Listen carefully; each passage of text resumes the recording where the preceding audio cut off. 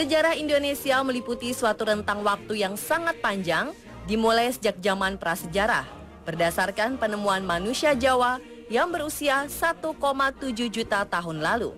Sejarah juga mencatat bahwa ada beberapa negara yang erat kaitannya dengan Indonesia, baik dari zaman ribuan tahun silam hingga saat ini. Kita tak menyangka bahwa Indonesia memiliki keterkaitan dengan negara lain yang letaknya jauh dari Indonesia. Negara mana sajakah itu? Berikut 7 negara yang berkaitan sejarah dengan Indonesia versi on the spot.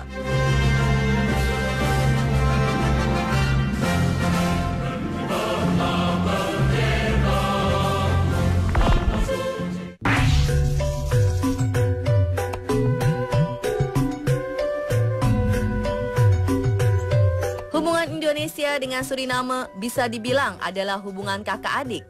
Ini karena sebagian dari penduduk Suriname berasal dari penduduk Indonesia. Terlahir dari rahim yang sama, yakni rahim Ibu Pertiwi, sayangnya kita harus berpisah karena keadaan. Sama seperti Indonesia, sebelum akhir abad ke-17, Suriname diperebutkan oleh negara-negara Eropa. Hingga pada akhir abad ke-17, negara ini berada di bawah kekuasaan Belanda. Pada 1890, pemerintah kolonial Belanda memberlakukan kebijakan untuk memigrasikan penduduk Indonesia, khususnya orang Jawa, ke Suriname. Jumlah penduduk yang dibawa ke Suriname mencapai ribuan orang. Pada sensus 1990, jumlah tersebut mencapai 140 ribuan orang. Selain sejarah penduduknya, dari segi sejarah ada lagi kesamaan yang tidak sengaja antara Indonesia dengan Suriname, yakni kondisi geografisnya. Indonesia sebagai negara beriklim tropis dengan suhu rata-rata 24 hingga 35 derajat Celcius sepanjang tahun, sama dengan Suriname. Negara ini merupakan negara beriklim tropis dengan suhu 29 hingga 34 derajat Celcius dengan 2 musim, kemarau dan penghujan.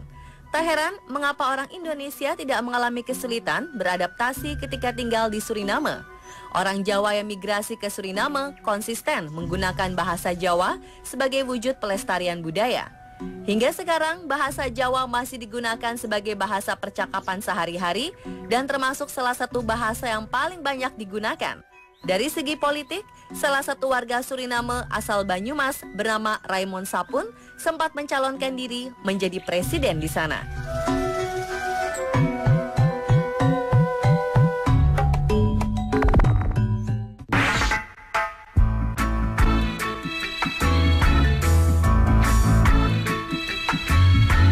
Tahukah Anda jika Madagaskar ternyata kental akan nuansa Nusantara? Ilmuwan bahkan memperkirakan negara kepulauan ini ditemukan oleh seorang perempuan Indonesia. Menurut catatan sejarah, Pulau Madagaskar pertama kali dihuni oleh pendatang asal Indonesia yang diyakini berlayar sejauh 8.000 km dari Kalimantan dan Sulawesi. Ilmuwan memang belum menemukan bukti fisik kecuali hasil uji mitokondria DNA yang mengungkap garis keturunan penduduk Madagaskar berasal dari Indonesia. 3 tahun lalu, peneliti Universitas Massey Selandia Baru menganalisa DNA milik 266 orang di sana. Dalam kelompok tersebut, mereka menemukan fakta 22% memiliki tanda genetik orang Indonesia. Jika sampel DNA ini benar, diperkirakan ada sekitar 30 perempuan Indonesia yang ikut membentuk populasi awal di Madagaskar. Bukti lainnya, pengaruh Nusantara di Madagaskar bisa ditemui pada sektor pertanian yang banyak menggunakan metode dan teknologi yang serupa dengan di Indonesia. Menurut catatan sejarah, pendatang baru ini mulai menanami padi dan talas di dataran tinggi Madagaskar sejak abad ke-6. Selain itu, tidak seperti rumah tradisional Afrika pada umumnya yang berbentuk bulat, kediaman penduduk asli Madagaskar lebih menyerupai suku-suku di Asia Tenggara, yakni berbentuk kotak dengan atap segitiga. Penduduk asli Madagaskar juga mengenakan pakaian yang terbuat dari serat tanaman, berbeda dengan Afrika yang lebih menyukai kulit binatang. Kendati dikuasai oleh bahasa Perancis, penduduk Madagaskar masih memelihara bahasa sendiri, yakni bahasa Malagasy yang masih termasuk rumpun bahasa Melayu Polinesia. Di dalamnya terkandung pengaruh bahasa lokal di Indonesia, yakni Barito Timur, Jawa, dan Melayu. Nasi juga menjadi makanan pokok penduduk Madagaskar. Wah, ternyata Madagaskar Indonesia banget ya.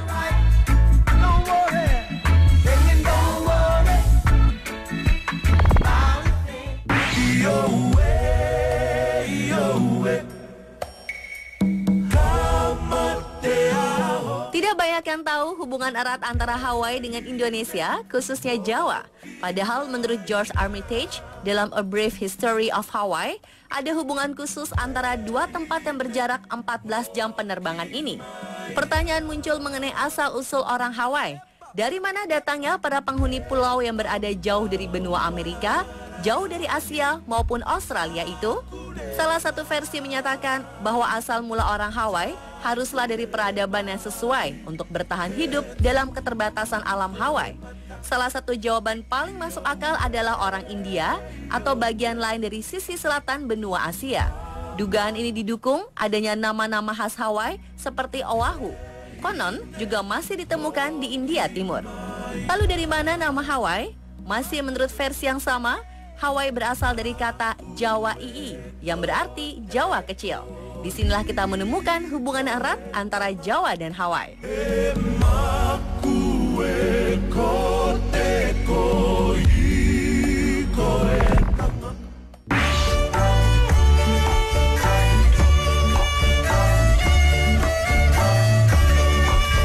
Ada banyak alasan mengapa Malaysia adalah negara yang punya hubungan paling dekat dengan Indonesia. Pertama, karena kita masih satu ras atau serumpun. Kedua, karena faktor hubungan darah, hampir sebagian orang Malaysia masih memiliki hubungan darah dengan Indonesia karena nenek moyangnya dahulu kebanyakan berasal dari Indonesia. Baik itu suku Minang, suku Bugis, Aceh, Banjar, Jawa, Medan, dan suku lainnya. Bahkan Perdana Menteri kedua Malaysia, Tun Razak, berasal dari keturunan Raja Goa Sulawesi. Jadi, jika kita ke Malaysia, kita akan menemukan banyak persamaan budaya, baik berupa makanan maupun adat budaya lainnya. Ketiga adalah faktor bahasa. Bahasa Indonesia dan bahasa Malaysia memiliki banyak persamaan. Walau menurut orang Malaysia, bahasa Indonesia lebih baku daripada bahasa Malaysia. Tetapi bahasa Indonesia pun diambil dari suku Riau yang masih beretnis Melayu. Keempat, sama-sama mayoritas penduduknya beragama Muslim. Kelima, karena dahulu kala pada zaman Sriwijaya dan Majapahit, Malaysia dan Indonesia adalah satu Nusantara, sehingga ikatan sejarah ini masih ada hingga sekarang. Jangan pisahkan lidah kami, jangan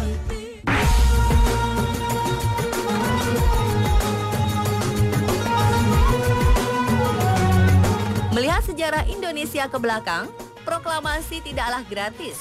Belanda tetap ingin menguasai Indonesia sehingga berkobar perang di mana-mana. Dan Indonesia berjuang bukan hanya dengan senjata, namun juga diplomasi menggalang dukungan luar negeri untuk bisa menekan Belanda agar mengurungkan niatnya untuk menguasai kembali bumi pertiwi. Dukungan yang paling nyata itu datang dari dua negara. Pertama adalah Mesir. Begitu kemerdekaan Indonesia tersebar ke luar negeri, pemerintah Mesir langsung mengirim utusannya di Bombay ke Yogyakarta yang ketika itu merupakan ibu kota RI sementara. Adalah Muhammad Abdul Mutnim yang dengan berani menembus blokade Belanda. Beliau menyampaikan dokumen resmi pemerintah Mesir dalam mengakui kemerdekaan RI. Ini pertama kalinya dalam sejarah utusan resmi suatu negara mempertaruhkan nyawanya untuk menyampaikan dukungan kemerdekaan. Kemudian dukungan Mesir tersebut dilanjutkan dengan perjanjian persahabatan Indonesia dan Mesir. Ketika penandatanganan dokumen kerjasama ini di Kairo, kedutaan Belanda di Mesir menyerbu masuk ke dalam ruangan kerja Perdana Menteri Mesir untuk mengajukan protes. Namun bersikeras Mesir mengabaikan protes tersebut. Pengakuan Mesir ini terjadi karena kedekatan tokoh-tokoh perjuangan kemerdekaan RI dengan tokoh Mesir, seperti Agus Salim, Sultan Syahrir, M. Natsir dengan tokoh pergerakan IM. Dukungan ini disambut dengan hangat dan bahagia oleh Soekarno. Sedangkan pengakuan yang diberikan oleh rakyat Palestina pun sangat heroik. Selain mengakui kemerdekaan tanah air, ketika itu pemimpin Palestina, Muhammad Ali Taher, menyumbangkan seluruh tabungannya untuk perjuangan mempertahankan kemerdekaan RI.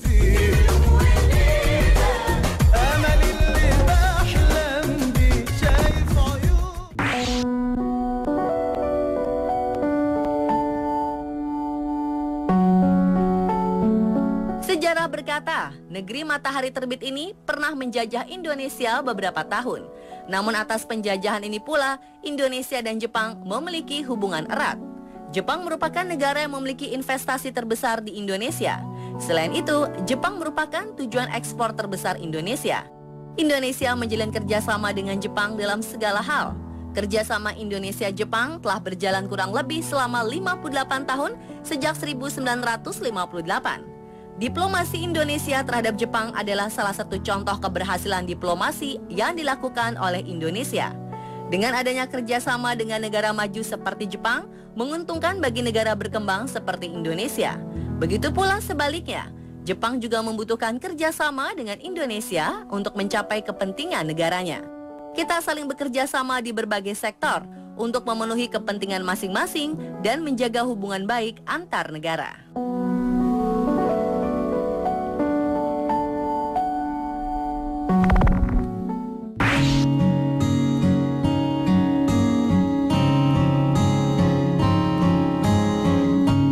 Sebenarnya, Indonesia telah menjalin hubungan dengan Tiongkok sangat lama sebelum negara ini berdiri. Bahkan sejarah telah mencatat Indonesia dan Tiongkok telah menjalin hubungan sejak abad ke-5. Hal ini dapat dilihat dari buku Fahian yang berjudul A Record of the Buddhist Religion as Practiced in India and the Malay Archipelago. Berkat ramainya orang-orang keturunan Tionghoa yang melakukan perjalanan ke Indonesia, menjadikan Indonesia sebagai negara dengan etnis Tionghoa terbesar di dunia setelah Tiongkok. Saat ini, Tiongkok telah menjadi mitra dagang terbesar Indonesia setelah Jepang.